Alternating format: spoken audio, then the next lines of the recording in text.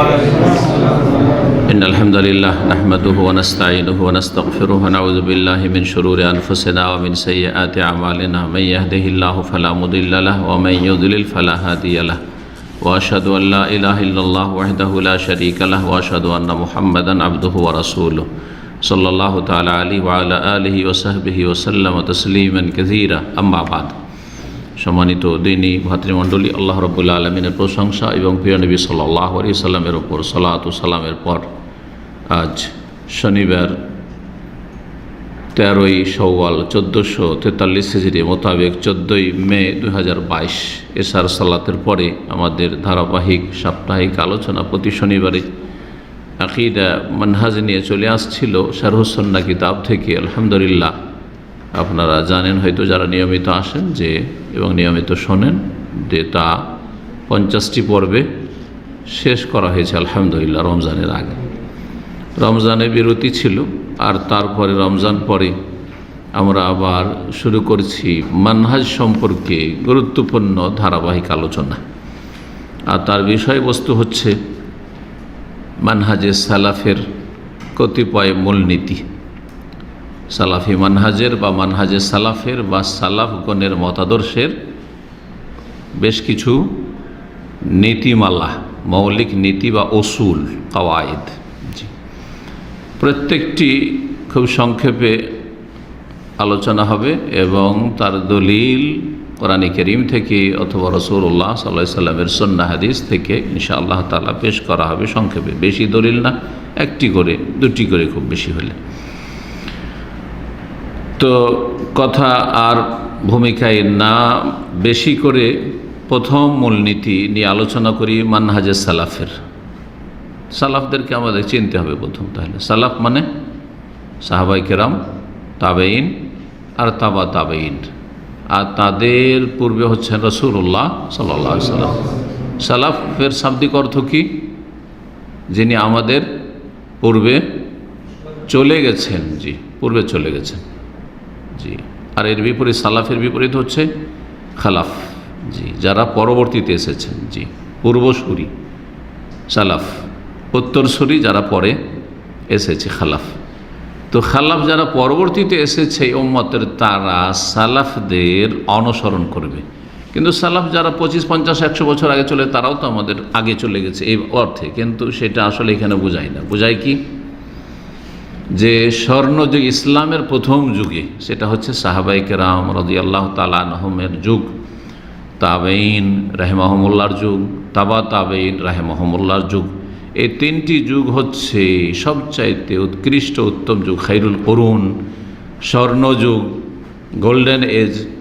সুতরাং এই তিনটি যুগের লোকেরা আমাদের জন্য আদর্শ রাসূলুল্লাহ সাল্লাল্লাহু আলাইহি সাল্লামের পরে। জি, প্রথম কোরআন কারীম আমাদের সামনে থাকবে, তারপরে রাসূলুল্লাহ সাল্লাল্লাহু আলাইহি সাল্লামের সুন্নাহ থাকবে, আর তারপরে সাহাবায়ে কেরাম, তাবেঈন, তাবা তাবেঈন। তাবা তাবেঈনদের মধ্যেকার যারা নিষ্ঠার সাথে, ইহসানের সাথে, সততার সাথে সাহাবায়ে কেরামদের এবং কোরআন সুন্নাহর অনুসরণ করেছে। ওয়াত্তাবিউনা লাহুম বিইহসান। এই জন্য তাবেঈন যারা, তাদের ক্ষেত্রে আল্লাহ শর্ত লাগিয়েছেন কি? এহসানের সাথে, ভালো আচরণ নিয়ে। নিষ্ঠার, এহসান মানে নিষ্ঠা, এহসান মানে এখলাস, এহসান মানে হচ্ছে সদাচরণ, এহসান মানে হচ্ছে সততা, ভালো আচরণ। তো ভালো আচরণের সাথে, নিষ্ঠার সাথে, এখলাসের সাথে, খুলুসিয়াতের সাথে, আন্তরিকতার সাথে যারা কোরআন সুন্নাহর অনুসরণ করেছে এবং সাহাবায়ে কেরামদের পথের অনুসরণ করেছে, তাবেঈন। সাহাবায়ে কেরামদের ক্ষেত্রে এহসান লাগাবার প্রয়োজন হয়নি। কেন? কারণ সাহাবায়ে কেরাম সকলেই এহসানের উপর ছিলেন, সবাই ছিলেন এখলাসের ওপর, সবাই ছিলেন মুখলেসে, নিষ্ঠাবান, সবাই ছিলেন মুহসিনিন, সৎকর্মশীল, সবাই ছিলেন সদাচরণকারী, আর সবাই নির্ভেজাল কোরআন সুন্নাহ রাসূলুল্লাহ সাল্লাল্লাহু আলাইহি ওয়াসাল্লামের ইত্তেবা অনুসরণ করেছেন। সাহাবায়ে কেরামদের মধ্যে বিভ্রান্তি ছিল না। কিন্তু তাবেঈনদের যুগে কিছু কিছু বিভ্রান্তি ছিল, বেশ কিছু ফিরকা, যেমন খারেজি জঙ্গিরা পয়দা হইল, তো এইদিকে রাফেজি শিয়া পয়দা হইল, এর বিভ্রান্ত হইল। তাবেঈনদের যুগের সাহাবায়ে কেরামদের যুগ পেয়েছে, কিন্তু তারা ভালো আচরণের সাথে অনুসরণ করেনি, নিষ্ঠার সাথে অনুসরণ করে, ওই যুগ পায়নি। যুগ পেয়েছে কিন্তু তারা সেই সততা রক্ষা করেনি আকীদার ক্ষেত্রে অথবা আচার আচরণের ক্ষেত্রে জুলম অত্যাচার করেছে, অথবা আকীদা আদর্শে বিভ্রান্ত হয়েছে। সুতরাং তারা আমাদের আদর্শ নয়। ওই যুগের যারা বিভ্রান্ত হয়েছে তারা আমাদের আদর্শ নয়। তাবেঈনদের মধ্যে ইহসানের শর্ত সবসময় মনে রাখতে হবে। কোরআনে এই জন্যই এই হিকমতের জন্য এই শর্ত লাগানো হয়েছে। তাবেঈনদের ক্ষেত্রে যখন এই শর্ত লেগে গেল, তাহলে যারা তাবেঈন তাদের ক্ষেত্রে অবশ্যই শর্ত, অবশ্যই এই শর্ত। তারপরে যারা এসছে আজকালকার যুগে, যারা সালাফি মানহাজের লোক, তাদের ক্ষেত্রে এই শর্ত, যদি সালাফি মানহাজের সত্যিকার অর্থে থাকে, ইহসানের সাথে, সদাচরণের সাথে, নিষ্ঠার সাথে, শিরক বিদআত মুক্ত হয়ে এবং আমলের জন্য ভালো আমলের চেষ্টা আছে, পাপের রাস্তা থেকে বেঁচে থাকার চেষ্টা আছে, তাহলে ঠিক আছে, তাহলে তারা সালাফি, কিন্তু নাম সালাফি আর না আচার আচরণে আছে, না আকীদা মানহাজ আছে, নাম দিয়ে দিয়েছে, লেবেল লাগিয়ে দিয়েছে সালাফি, সহি আকীদা, কিন্তু আসলে সহি আকীদা মানহাজ নয়, তাহলে তারা সালাফি না। আশা করি বিষয়টি বোঝা গেছে। এই গুরুত্বপূর্ণ আলোচনা আর পরে প্রথম যে মূলনীতিটি বলবো সেটি হচ্ছে যে এই উম্মত একটি উম্মত ছিল। উম্মত কি ছিল? একটি উম্মত ছিল। তাদের রব আল্লাহ, আর কিতাব হচ্ছে আল কোরআনুল কারীম, আর রাসূল হচ্ছেন মুহাম্মদ সাল্লাল্লাহু আলাইহি ওয়াসাল্লাম। এক আল্লাহর ইবাদত করতেন, এক রসুলের তরিকে জীবনযাপন করতেন। কোরআনে কারীম এবং কোরআনে কারীমের তাফসীর ব্যাখ্যা হচ্ছে কোরআনে কারীমের পরে রাসূলুল্লাহ সুন্নাহকে আঁকড়ে ধরতেন। জি, এক উম্মত তারা ছিলেন। কিন্তু যখনই এই সেন্টার পয়েন্ট থেকে এদিক সেদিক হয়ে গেল, তখনই এই বিভিন্ন দল উপদল জন্ম নিল, বিভিন্ন ফিরকা দল উপদল জন্ম নিল। উম্মত এক ছিল, তারপরে উম্মত বিভক্ত হয়েছে আর হতেই আছে, শুধু হয়েছে নয়, ধীরে ধীরে একটার জায়গায় দুটো হলো, তিনটে হলো, তার চার পাঁচ, এই করতে করতে করতে করতে কতগুলি হয়েছে, অনেক হয়েছে যদি ছোটোখাটো ধরা যায়। আর যদি আপনি মোটামুটিভাবে ধরেন তো নবী সাল্লাল্লাহু আলাইহি ওয়াসাল্লাম হাদিসে যেমন রয়েছে যে উম্মত কত দলে বিভক্ত হবে? ৭৩ দলে বিভক্ত হবে। তো উম্মতের বিভক্তি এটি সত্য, এই মর্মে রাসূলুল্লাহ সাল্লাল্লাহু আলাইহি ওয়াসাল্লাম ভবিষ্যৎবাণী করেছেন। উম্মতকে এক থাকা ফরজ ছিল, কিন্তু উম্মত এক থাকেনি, উম্মত বিভক্তির শিকার হয়েছে, বিচ্ছিন্নতার শিকার হয়েছে, বিভিন্ন ফিরকা দল উপদল পয়দা হয়েছে।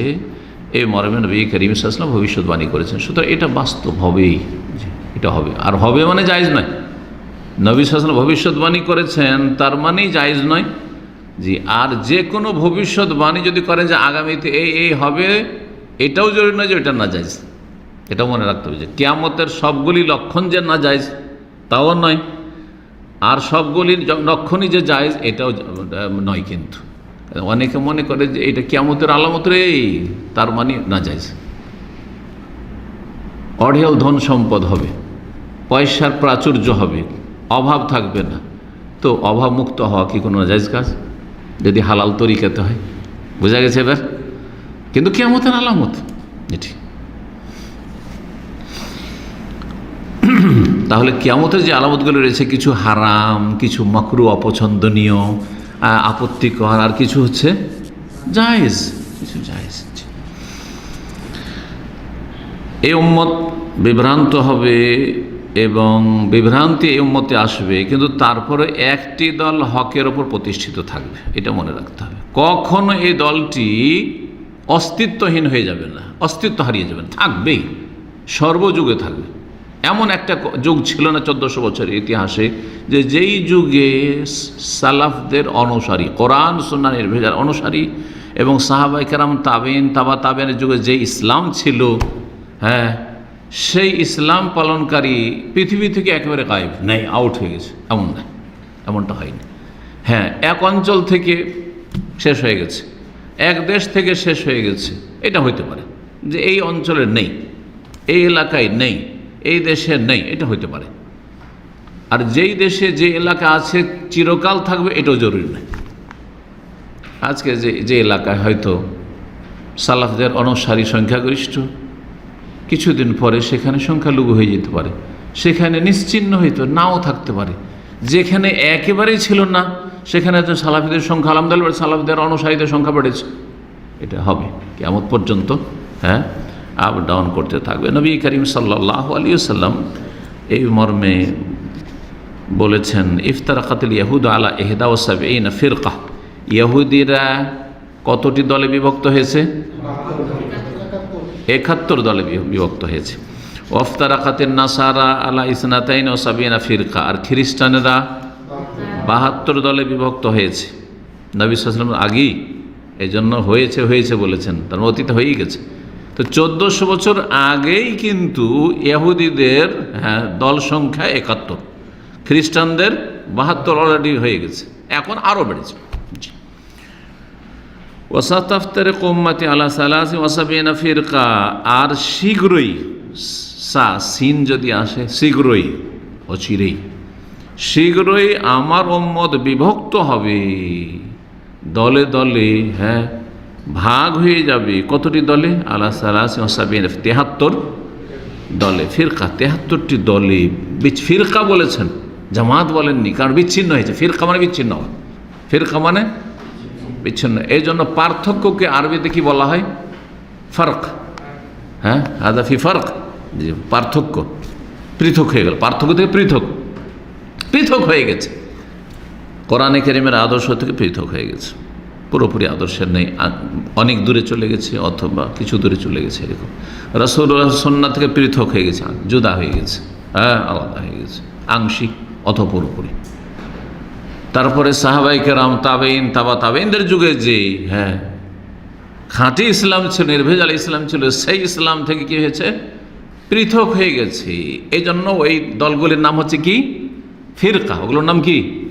ফিরকা। এই জন্য সালাফি জামাত ফিরকা নাই। সালাফি জামাত যারা এই ধারাবাহিকতায় আছে, কোন ধারাবাহিকতায়? কোরআন সুন্নাহকে আঁকড়ে ধরে আছে এবং সাহাবায়ে কেরামদের, তাবেঈন, তাবেঈনদের যুগে যে ইসলাম ছিল সেই ইসলামটাই তারা ধরে আছে, সেই ইসলামের দিকে আহ্বান করে, দাওয়াত দেয়। যারা এই কাজটা করে তারাই সালাফি। সালাফদের দিকে যারা আহ্বান করে তারাই হচ্ছে রাসূলুল্লাহ সাল্লাল্লাহু আলাইহি ওয়াসাল্লামের দিকে আহ্বান করে এবং সাহাবায়ে কেরাম, তাবেঈন, তাবেঈনদের দিকে আহ্বান করে, তারাই হচ্ছে সালাফি, অর্থাৎ সালাফদের অনুসারী, সালাফদের অনুসারী। জি। তো এই দলটি যেহেতু আপন জায়গাতে আছে, যেখানে থাকা ফরজ, সঠিক জায়গা আছে, সেজন্য এটির নাম ফিরকা নয়, এটির নাম ফিরকা নয়, এটির নাম জামাত। এর নাম কি? জামাত। এর উদাহরণ আমি ফিরকা সম্পর্কে অনেক আগের আলোচনাগুলিতে বলেছি। একটি সুন্দর উদাহরণ দিয়ে মানুষের বুঝতে সুবিধা, উদাহরণ দিলে মানুষের বুঝতে সুবিধা হয়। বাপের 5 ভাই, কি বলছে, 5 ছেলে, হ্যাঁ, এক বাপের 5 ছেলে। 5 ছেলের এক ছেলে বাপের সাথে থেকে গেছে, বাপ মায়ের সাথে থেকে গেছে, আর বাকি 4 ছেলে 4 জায়গায় আলাদা হয়ে জুদা হয়ে গিয়েছে, বাড়ি বেঁধে নিয়েছে। তো কি, যারা আলাদা আলাদা বাড়ি বেঁধেছে তারা কিনা বলে যে তারা জুদা হয়ে গেছে? আমাদের দেশের ভাষায় বলে জুদা হওয়া বলে, পৃথক হওয়া কি বলে? পৃথক হয়ে গেছে, এক অন্য থেকে পৃথক হয়ে গেছে, না হয় জুদা হয়ে গেছে। জুদা হয়েছে কিনা? জুদা মানে তো ফিরকা, তো ফিরকা এগুলো জুদা হয়ে গেছে। কোথেকে জুদা হয়ে গেছে? নবী সাল্লাল্লাহু আলাইহি ওয়াসাল্লাম আদর্শ থেকে জুদা হয়ে গেছে, আলাদা হয়ে গেছে, আলাদা হয়ে গেছে। সাহাবায়ে কেরামদের আদর্শ থেকে আলাদা হয়ে গেছে এগুলো। কিন্তু যেই ছেলে বাপ মায়ের সাথে আছে, ওকে কেউ বলবে জুদা হয়ে গেছে? হ্যাঁ, জুদা আলাদা হয়েছে বলবে? কেউ বলবে না। পৃথক হয়ে গেছে, জুদা হয়েছে, আলাদা কেউ বলবে না, কারণ সে বাপ মায়ের সাথে আছে। ঠিক তেমনি যারা কোরআন সুন্নাহর সাথে আছে, যেদিকে কোরআন সুন্নাহ ঘোরাবে ওইদিকে ঘুরবে। হ্যাঁ, রাসূলুল্লাহ সাল্লাল্লাহু আলাইহি ওয়াসাল্লামের সাথে আছে, সাহাবায়ে কেরাম, তাবেঈন, তাবেঈনদের সাথে আছে, তাদেরকে বলে ফিরকা? না, ফিরকা বলা যাবে না। যেমন যে বাপ মায়ের সাথে আছে তাকে বলা যাবে না, জুদা হয়েছে বলা যাবে না। বুঝতে পেরেছেন না? জি। কারণ আপনাদেরকে বলে যে আপনারা তো একটা দল পয়দা করেছেন, আরে তো হানফি, শাফি, মালিকি, হাম্বলি 4টা তো হয়েছিল, আপনারা 5 নম্বর কেন পয়দা করে দিলেন? এই কথা বলে। এর উত্তরটা এভাবে দিই, জি, যে আমরা তো আসল জায়গাতে আছি। হ্যাঁ, আর এই আসল জায়গায় চলে আসলে হানাফি, শাফি, মালিকি, হাম্বলি সব এক হয়ে যেতে পারবো। বরং তার আগে আকীদার যে ইখতিলাফ, আশআরী, মাতুরিদি, মুতাজিলা, খারিজি, জাহমিয়া, কাদরিয়া, যতগুলি বাতিল ফিরা সব এক হয়ে যেতে পারে এখানে আসলে। তো এখানে আসি, যেখানে আসল জায়গাতেই তোমরা আছি। ওই চার ভাই যদি আবার একসাথে হতে চায় যে আমরা একসাথে হবে, তাহলে কোথায় আসতে হবে? বাপ মায়ের সঙ্গে আসতে হবে, ঠিক না? তাহলে আর কেউ বলবে না যে জুদা হয়ে গেছে, যে বাপ মায়ের সাথে আছে, ঠিক ওই রকম হয়েছে। তো নবী করিম সাল্লাল্লাহু আলাইহি ওয়াসাল্লাম বলছেন যে আমার উম্মত অচিরে 73 ভাগে বিভক্ত হবে, কুল্লুহা ফিন্নার, সবগুলি জাহান্নামে যাবে, সবগুলি জাহান্নামে যাবে। এই এর মানে এই নয় যে চিরস্থায়ী জাহান্নামে। এটা আমাদের দেশের কিছু বক্তা, সহিহ আকীদার বক্তা, কোরআন হাদিস গভীরভাবে না বোঝার কারণে এমনভাবে জাহান্নামে ঢুকিয়ে দেয় মনে হয় আর বের হবে নাকি। তো যেগুলো বিভ্রান্ত হয়েছে আকীদার ক্ষেত্রে, তার মানে এই যে সবগুলি চিরস্থায়ী জাহান্নামে। মুসলিম ফিরকা যদি ঈমান ভঙ্গ না হয়ে থাকে তাহলে এই কথা বলা যাবে না যে এটা জাহান্নামী মানে চিরস্থায়ী জাহান্নামী। কিন্তু জাহান্নামী, তাদের শাস্তিটা কি, পানিশমেন্টটা কি? জাহান্নাম, পানিশমেন্ট জাহান্নাম। সেটা স্থায়ী কখন হবে? স্থায়ী হতে পারে, আবার অস্থায়ী হতে পারে। স্থায়ী কখন হবে? এই হাদিসের সঠিক ব্যাখ্যাটা শুনেন, ভালো করে শিখে নেন। স্থায়ী কখন হবে? এমন আকীদার বড় ত্রুটি করেছে যে যাতে ইসলাম ইমানকে নষ্ট করে ফেলেছে, ভঙ্গ করে দিয়েছে, তাহলে স্থায়ী জাহান্নামে। কারণ ইমান নেই, ইমান নেই। যদি আল্লাহর সাথে বড় শিরক করে, আল্লাহর সাথে মাজারকে সেজদা করে, তাই না, পীরকে সেজদা করে, জিন্দা মুর্দাকে সেজদা করে, জবাই করে যদি দরগা দুর্গার জন্য, তারপর একদিন না একদিন জান্নাতে যাবে বলা যাবে না? মোটেই না। কারণ সে ইসলাম থেকে বেরিয়ে গেছে। এরকম করে, এইরকমই দিন ইসলামের যদি স্পষ্ট আকীদাকে অস্বীকার করে, কিন্তু কিছু আকীদা ত্রুটি আছে, যে আকীদা যেমন বেদাতে হাসানার আকীদা, উদাহরণ না দিলে বুঝবে না। বেদাত দুই ভাগে বিভক্ত, বেদাতে হাসানা, ভালো বেদাত আর মন্দ বেদাত। এই ভালো বেদাত মন্দ বেদাত বলে ইসলাম থেকে বেরিয়ে যাবে নাকি? বেদাতই অবশ্যই, কিন্তু ইসলাম থেকে বেরিয়ে যাবে না। সুতরাং এই ব্যক্তির জন্য জাহান্নাম, কিন্তু সেটা স্থায়ী নয়, কি অস্থায়ী। আরও কথা লাগবে এখানে বলা এবং জানা লাগবে। সেটা হচ্ছে যাদের জন্য অস্থায়ী জাহান্নাম, জরুরি জানলে জাহান্নামে দেবেন, এটা আপনি ফরজ করবেন আল্লাহর ওপর, করবেন। তার শাস্তি হচ্ছে, পানিশমেন্ট হচ্ছে কি জাহান্নাম। সেটা অস্থায়ী, কারণ সে ঈমান ভঙ্গ করেনি। কিন্তু আল্লাহ রব্বুল আলামিন, তিনি আরহামুর রাহিমিন, তিনি যদি মনে করেন যে একটা চোরকে আমি শাস্তি দেব না, শাস্তি দেব না, তার অনেক নেক আমল আছে, তার অন্তরে সততা ছিল, চুরি করতো কিন্তু অনুতপ্ত হইতো, তো আপনার আমার জিজ্ঞাসা করার অধিকার আছে যে আল্লাহ এটা কেন করবে? সুতরাং বেদাতি যে বেদাতকে দুইভাবে ভাগ করছে, বা নিয়ত পড়ছে, হ্যাঁ, সম্মিলিত মোনাজাত করছে, হ্যাঁ, জায়নামাজের দোয়া পড়ছে, বেদাত, এবং বেদাতের পরিণাম জাহান্নাম, অস্থায়ী জাহান্নাম, কিন্তু আল্লাহর ইচ্ছাধীন, আপনার ইচ্ছাধীন নয় যে আপনি জাহান্নামে ঢুকিয়ে ছাড়বেন একবার।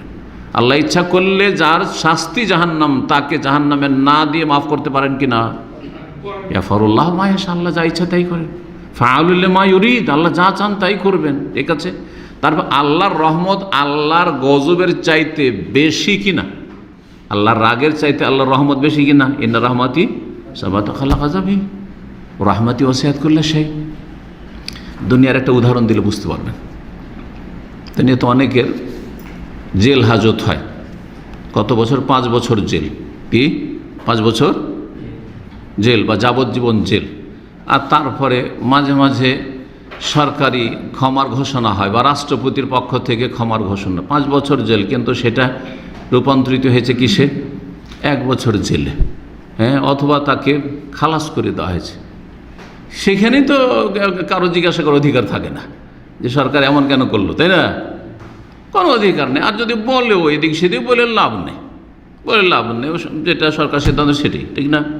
তো রব্বুল আলামিন, যিনি সব কিছুর মালিক, যিনি জান্নাত জাহান্নামের মালিক, যিনি ওই সব মানুষেরও মালিক যাদের জন্য যা শাস্তি রয়েছে, আল্লাহ কাকে ক্ষমা করবেন, কে ক্ষমাযোগ্য না যোগ্য, কাকে জাহান্নামে দিয়ে জ্বালিয়ে তারপরে বের করবেন, আর কাকে জাহান্নাম শাস্তি হইল না দিয়েই আল্লাহ তাকে জান্নাত দিয়ে দেবেন, এটা আল্লাহর ইখতিয়ার, আল্লাহর ইখতিয়ার। সুতরাং বলবো যে কুল্লুহুম ফিন্নার, এ কুল্লাহা ফিন্নার, এই যে সমস্ত 72 ফিরকা, এদের শাস্তি জাহান্নাম, স্থায়ী হতে পারে, অস্থায়ী হতে পারে। যাদের জন্য অস্থায়ী জাহান্নাম, সেটা জরুরি নয় যে জাহান্নামে যেতেই হবে, হতে পারে যে জাহান্নামের শেষ শাস্তির জন্য দুনিয়াতে মেলা শাস্তি পেয়ে গেছে, ওতে কাফারা হয়ে গেছে। মেলা বালা মুসিবত আর রোগ বরদাস্ত করেছে এই বেদাতের জন্য আর পাপের জন্য বা বিভিন্ন গুমরাহির কারণে। বোঝা গেছে না? কবরে শাস্তি হয়ে ওতে মাফ হয়ে গেছে, হাসরের মাঠে শাস্তিতে তাতে মাফ হয়ে গেছে, অথবা তারপরেও গোনা থেকে গেছে, বেদাতের গোনা থেকে গেছে, কিন্তু আল্লাহ রাব্বুল আলামিন তার রহমতে বলছেন না, এই বেদাতি হইলেও এর মধ্যে সততা ছিল, সুতরাং আমি এগুলো মাফ করে দেব। যেমন অন্য অন্য অপরাধীকে আল্লাহ মাফ করেন, মদখোরকে আল্লাহ যদি মাফ করেন, আপনি বলছেন মদখোরকে আল্লাহ তুমি কেমন মাফ করবে নাকি? কাবিরা গুনাহ, আল্লাহর হক, মানুষের হক নষ্ট করেননি, সে নিজে মদ খেয়েছে। কথা বোঝা গেছে? জাহান্নাম শাস্তি মদখোরের, কিন্তু আল্লাহ যদি ইচ্ছা করেন যে তার 5 ওয়াক্ত সালাত ছিল, তার তাওহীদ ঠিক ছিল, তার অন্তরে সততা ছিল, সে নেশা করতো কিন্তু যখনই হুঁশে আসতো অনতপ্ত হইতো, আল্লাহ তো অন্তর জানেন, আমরা কি জানি সেই লোকটার অবস্থা। বোঝা গেছে না? আশা করি এই বিষয়গুলি যেন মনে থাকে। শুধু ঢালাওভাবে আমাদের উদ্দেশ্য কাউকে জাহান্নামে ঢুকিয়ে দেওয়ার নাই, উদ্দেশ্য হচ্ছে জাহান্নামের রাস্তা থেকে সতর্ক সাবধান করা, যাতে করে এই রাস্তা বেদাতের রাস্তা না যায়। হ্যাঁ, দলে দলে ভাগ বন্টন না হয়, এক হওয়ার চেষ্টা করে। একটি ছাড়া 72টি চলে যাবে হ্যাঁ জাহান্নামে, আর একটি হচ্ছে জান্নাত। ইল্লা ওয়াহেদা, এই ওয়াহেদা একটি দল, সবাই দাবি করে যে ওই জান্নাতি তারা, তাই না? বেরলবিও দাবি করে জান্নাতি, রাফিজি শিয়াও দাবি করে তারাই জান্নাতি, আর কেউ না, ঠিক না? এমনকি ইহুদি নাসারও তো বলেছে, কোরআনে আল্লাহ বলেছেন, হ্যাঁ, লা ইয়াদখুলুল জান্নাতা ইল্লা মান কানা হুদান আও নাসারা, ইহুদি ছাড়া আর কেউ জান্নাতে যাবে না। ইহুদিরা বলতো যে ইহুদিরা শুধু জান্নাতে যাবে, খ্রিস্টানরা বলতো যে খ্রিস্টান শুধু জান্নাতে যাবে, ঠিক না? সবাই বলে থাকে, কিন্তু জান্নাতে কে যাবে আর জাহান্নাম থেকে কে বাঁচবে তার নাম লেভেল দেননি নবী সাল্লাল্লাহু আলাইহি ওয়াসাল্লাম। কি দিয়েছেন? তার একটা গাইডলাইন দিয়েছেন যে এর ওপর থাকলে, এই রাস্তার উপর থাকলে, এই আদর্শের উপর থাকলে জান্নাতি। এটা হচ্ছে লক্ষণ, আলামত বলে দিয়েছেন। সাহাবীরা জিজ্ঞাসা করেন, মানে হ্যাঁ ইয়া রাসূলুল্লাহ, ওই দলটি কোন দল? কালা আল জামাহ। ওই দলটির নাম কি? দেখলেন, জামাত বললেন, ফিরকা বললেন না। 72টিকে কি বললেন? ইসনাতাইন ওয়া সাবঈনা ফিরকা, 72টি ফিরকা। ফিরকা ফিরকা 71, ইহুদিরা ফিরকা 72, হ্যাঁ, বিভক্ত ফিরকা 73-এর মধ্যে যেই জামাতটি জান্নাতি তাকে ফিরকা না বলে কি বললেন?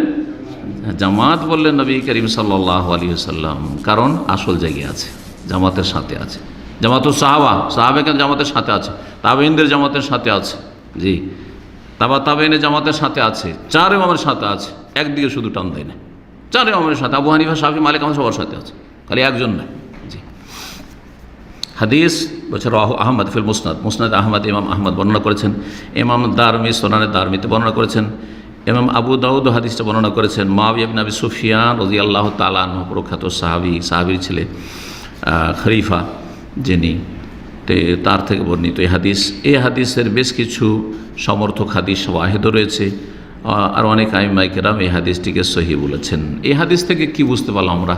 বুঝতে পারলাম যে ইসলামে বিচ্ছিন্নতা নিন্দনীয়, হারাম, নাজায়েজ। ইসলামে ধর্মের নামে বিচ্ছিন্নতা কি?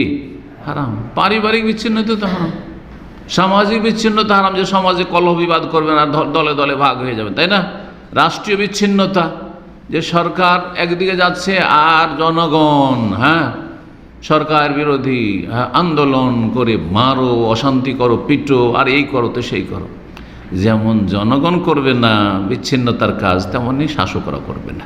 জি, বিচ্ছিন্নতা কোনো স্তরে জায়েজ নয়, বিচ্ছিন্নতা কোনো স্তরে জায়েজ না, কোনো ক্ষেত্রে জায়েজ নয়। এমনকি 5টা-10টা লোক নিয়ে একটা দোকানে যদি 5টা কর্মচারী থাকে, সেখানে বিচ্ছিন্নতা থাকে, তো কাজগুলি সুষ্ঠুভাবে হবে?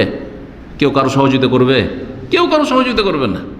2 জন যদি আমাদের এক সেশনে দায়ী থাকি আর 2 জনের যদি বিচ্ছিন্নতা থাকে, তো কাজ ভালো হবে না খারাপ হবে? খারাপ হবে। চিন্তা করেন তাহলে, স্বামী স্ত্রীতে বিচ্ছিন্নতা, কোনো শান্তি আছে পরিবারে? ছেলেমেয়েরা সব ঠিক আছে, কিন্তু শুধু স্বামী স্ত্রীতে বিচ্ছিন্নতা, শান্তি আছে ওই পরিবারে? কোনো শান্তি নেই।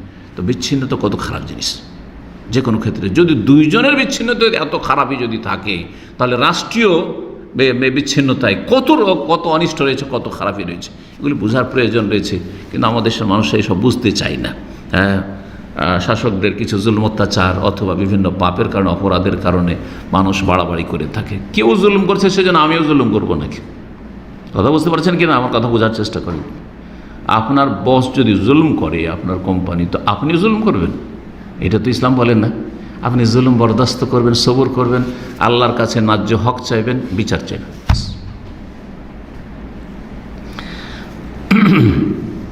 তাই এই হাদিসে তাহলে বিচ্ছিন্নতা নিন্দা করা হয়েছে, সতর্ক সাবধান করা হয়েছে, কারণ এটি হচ্ছে ইসলাম বিরোধী কাজ, ইসলাম বিরোধী কাজ।